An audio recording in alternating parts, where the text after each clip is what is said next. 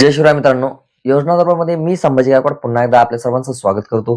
मित्रांनो, खरीप पीक विमा 2026 साठी किंवा 2026 मध्ये अत्यंत महत्वाचा आणि मोठा बदल करण्यात आलेला आहे.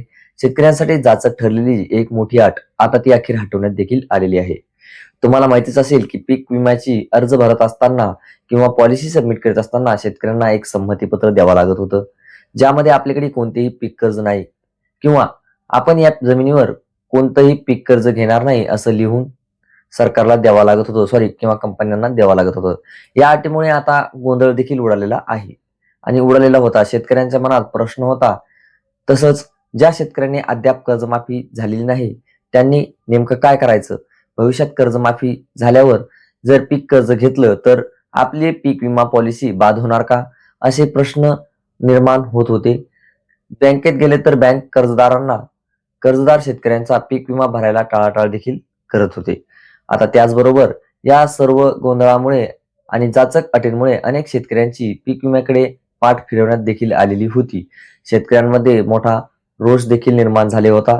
त्याचबरोबर अनेक शेतकऱ्यांनी किंवा शेतकरी संघटनांनी आणि लोकप्रतिनिधींनी अनेक जाचक अटी रद्द करण्याची जोरदार मागणी देखील सरकारकडे करण्यात आली होती.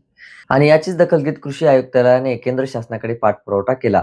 त्याचबरोबर आणि अखेर आता शेतकरी कृषी विभागाच्या आयुक्तालयाच्या माध्यमातून प्रत्येक जिल्हा स्तरावर ही अट हटवली असल्याची माहिती देखील दिली जात आहे. नांदेड, हिंगोली आणि परभणी असे काही जिल्हे वगळता इतर जिल्ह्यांमध्ये शेतकऱ्यांचा सहभाग खूपच कमी होता. याला प्रमुख कारण ही अटच होती. मित्रांनो, यावर्षी अल निनोचा प्रभाव पाहता शेतीचं मोठं नुकसान होण्याची शक्यता देखील आहे. त्यामुळे शेतकऱ्यांना दिलासा मिळावा आणि त्यांना जास्तीत जास्त संख्येने पीक विमा भरावा यासाठी अट ही शिथिल करण्यात आली आहे. आता अर्ज भरण्यासाठी आता अवघे काही दिवस शिल्लक राहिलेले आहेत. त्यामुळे जर तुम्ही या अटीमुळे अजूनही पीक विमा भरला नसेल तर आता कोणतीही अडचण नाही. लगेच आपला पीक विमा नक्की भरून घ्या आणि माहिती महत्त्वाची आहे. नक्कीच इतर शेतकरी बांधवांपर्यंत शेअर करा आणि अशाच महत्त्वपूर्ण माहितीसाठी आपल्या योजना दरबार YouTube चॅनलला सबस्क्राईब करायला विसरू नका. धन्यवाद मित्रांनो. भेटूयात नवीन माहितीसह, नवीन अपडेटसह.